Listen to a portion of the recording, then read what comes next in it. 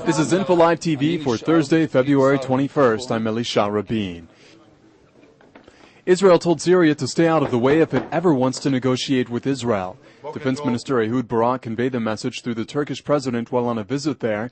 He was there to find out where Turkey stands on a military plan that would pressure Hizbullah to stop stirring things up in the region. Europe may recognize Hamas in a policy change that would be sure to have a deep impact. The Israeli ambassador to the EU told the foreign ministry that the Europeans have become increasingly concerned with Israel's decision to close its borders with Gaza. A rebuke on the issue had been expected, but few believe talk of recognizing Hamas might be on the table.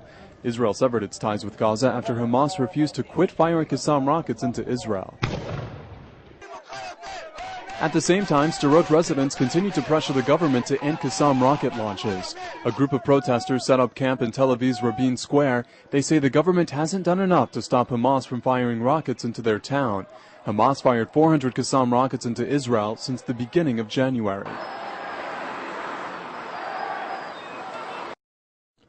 More threats from Iran today. A general for the Islamic Republic's military said Israel faces certain death. His statement comes a day after Iranian President Ahmadinejad called Israel a microbe. In the UN, Iran tried to get the international community to condemn Israel for wanting to eradicate Iran's nuclear program. Despite saying it wants to destroy Israel, Iran insists its nuclear program isn't meant to harm anyone.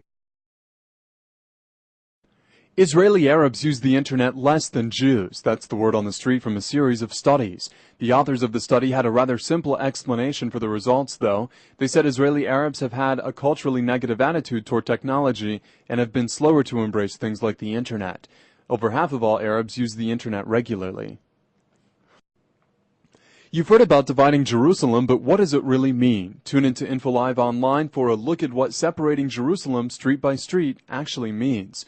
Plus, an in-depth look at the aftermath of the Buenos Aires bombings in the 1990s and the death of bomber Imad Mugnia. And an eclipse brings darkness over Jerusalem. See the stunning pictures here. You're watching InfoLive TV, Israel's only internet TV network, broadcasting in 4 languages from Jerusalem. Today, the whole world talks about Israel. But who broadcasts from Israel to the world in 4 languages, live from Jerusalem? InfoLive TV, the first international Israeli television channel that operates 24 hours a day, 7 days a week. Follow current events in Israel and the Middle East. Video features, interviews, news programs and news briefs live as history unfolds. If you want a direct link to Israel, access infolive.tv.